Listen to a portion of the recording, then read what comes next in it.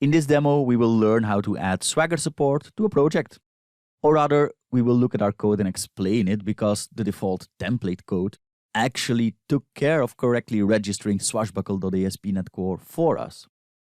First of all, the template automatically includes a reference to swashbuckle.ASP.NET Core. We can see that in the dependencies list.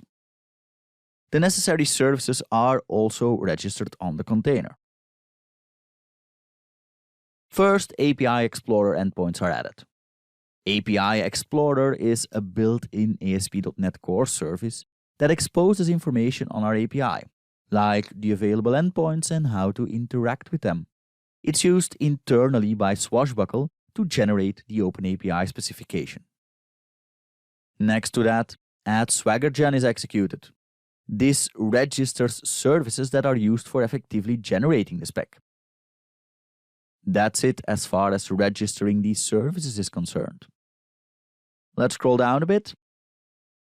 When creating the request pipeline, two pieces of middleware are added. Use Swagger adds the middleware that generates the OpenAPI specification. Use Swagger UI adds the middleware that uses that spec to generate the default Swagger UI documentation UI we've been working with throughout the course. Let's have a look at that again.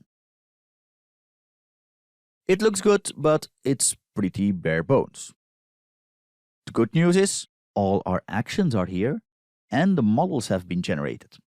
That's thanks to the fact that we're using action result of T in our actions. For example, we return an action result of city without points of interest TTO when getting city. We could have been less specific, for example by returning an I action result, but then the model class wouldn't have shown up in our documentation. So when you can, use action result of T, but don't use it if you're returning something else, obviously. What we also notice is that some of our model fields have restrictions placed on them in the documentation. Take for example a point of interest for creation DTO. We see that max length is set to 50.